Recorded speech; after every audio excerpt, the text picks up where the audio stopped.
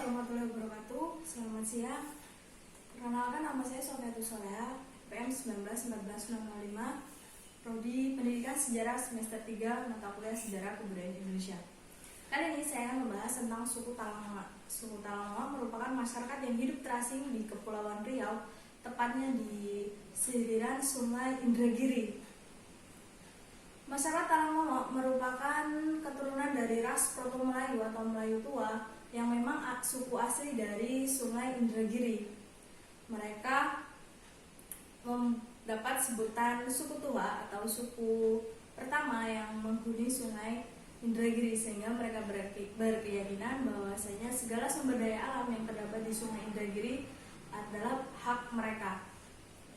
Menurut Obden, beliau adalah salah satu asisten presiden Indragiri. Beliau mengatakan bahwasanya masyarakat Talangoa berasal dari Pagaruyung yang terdesak oleh konflik adat dan agama. Sedangkan berdasarkan hikayat suku Talangoa, mereka mengatakan bahwa nenek moyang mereka turun dari Gunung Merapi ke Talakuantang dan menyusuri Batang Kuantan dan dipimpin oleh seorang datuk pati dengan gelar Perpatinan Sebatang. Masyarakat Talangoa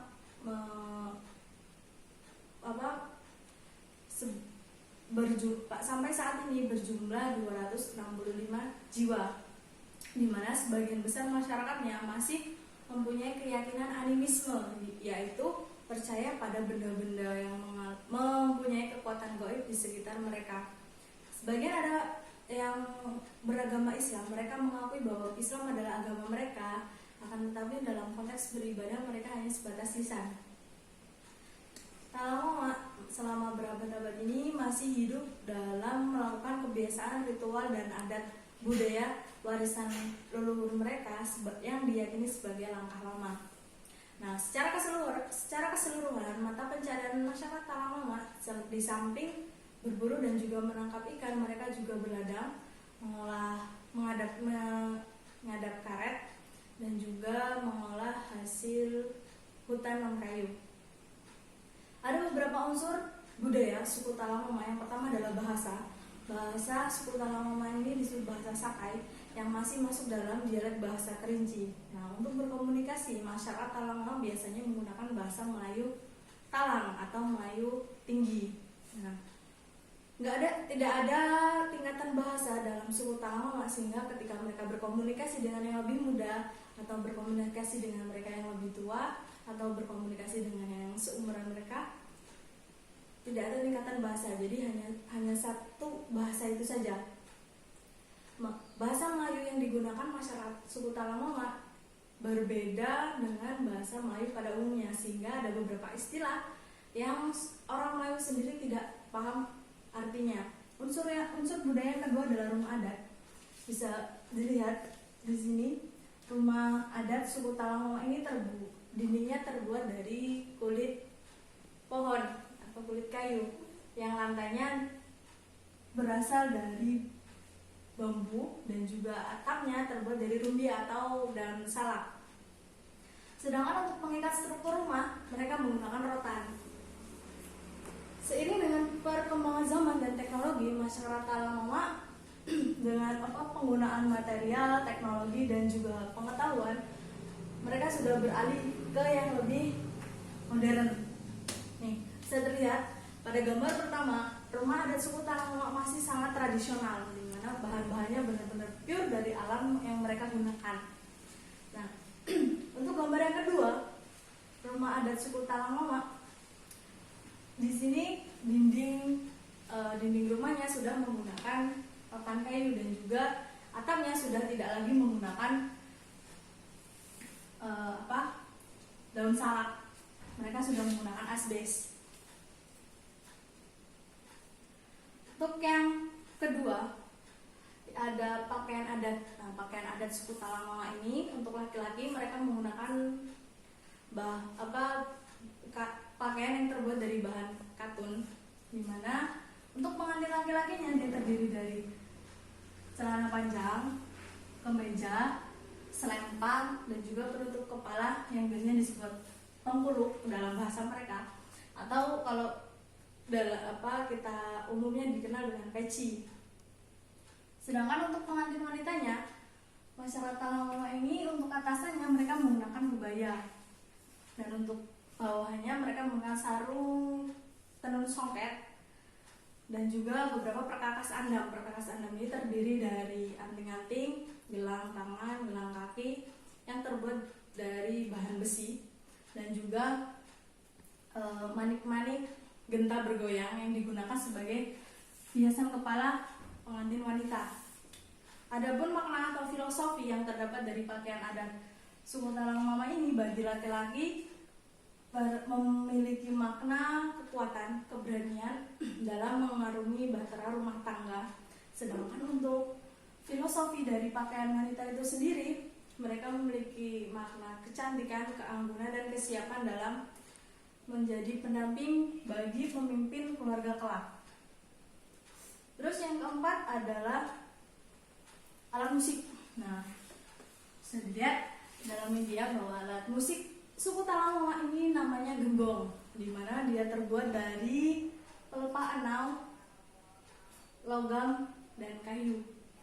Cara memainkan genggong itu adalah dengan mendekatkan ke rongga mulut, kemudian menarik tali yang sudah disambungkan ke lidah gitar yang ada pada alat musik tersebut, atau bisa juga dengan memetik lidah gitar atau lamela logam. Bergenggong atau memainkan genggong pada masyarakat suku Talangowa biasanya mereka pada saat sedang bersantai atau sedang ada waktu luang. Selain itu, mereka juga biasanya memainkan genggong untuk menunggu padi yang masak. Ada juga mereka memainkan genggong pada saat sedang merayakan tradisi-tradisi atau ritual-ritual suku Talangowa. Sedangkan bagi pemuda suku Talangowa, memainkan genggong adalah untuk mengikat hati para gadis. Yang kelima adalah makanan khas. Nah, makanan khas suku Talangowa ini disebut ikan selais asap. Nah, ikan selais ini yang merupakan salah satu fauna yang asli, fauna yang berasal dari Kepulauan Riau. Mereka biasanya hidup di air tawar yang terdapat di Sungai Kampar, Sungai Kuantan, Sungai Rokan, dan juga Sungai Segati. Ikan ini memiliki ciri yang panjang dan pipih, dan kepalanya menyerupai kerucut. Selain itu, ciri-ciri lain dari ikan ini, dia tidak bersisik dan juga memiliki kumis yang panjang. Biasanya masyarakat Talangowa setelah ikan selais ini diasap, biasanya dibuat gulai atau digoreng. Nah, yang keenam ada adat dan tradisi. Masyarakat suku Talangowa ini masih kental ya dengan budaya atau tradisi yang diturunkan dari leluhur-leluhur mereka. Di sana sudah tidak ada tradisi mengilir atau menyembah raja. Mereka untuk menyelesaikan urusan mereka dengan secara otonom. Jadi setiap segala urusannya diurus oleh kepala desa. Ada beberapa tradisi yang terkenal di sini. Saya menyebutkan 4 tradisi suku Talangowa. Yang pertama adalah acara gawai. Tradisi gawai itu adalah pesta pernikahan. Yang kedua adalah acara hitanan. Nah, acara hitanan ini anak-anak laki-laki yang berumur 12 tahun mereka diarah keliling kampung sebelum mereka dihitan. Terus yang ketiga adalah acara naik tanah. Acara naik tanah ini merupakan upacara kematian suku Talangowa yang biasanya diiring-iringi dengan lagu kematian khas suku Talangowa dan juga tari-tarian. Terus yang terakhir adalah acara kemantan. Nah, acara kemantan ini merupakan pengobatan tradisional suku Talangowa yang biasanya untuk mengusir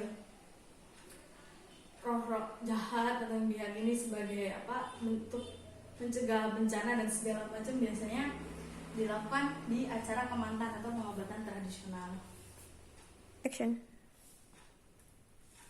Dari materi yang tadi saya sampaikan dapat ditarik kesimpulan bahwasanya masyarakat Talangowa merupakan masyarakat yang hidup terasing di Kepulauan Riau, tepatnya di Sungai Indragiri, di mana mereka masih berkeyakinan animisme dan masih sangat kental dengan adat dan tradisi. Jumlah suku Talamoa sampai saat ini mencapai 265 jiwa. Sekian presentasi dari saya akhiri. Wassalamualaikum warahmatullahi wabarakatuh.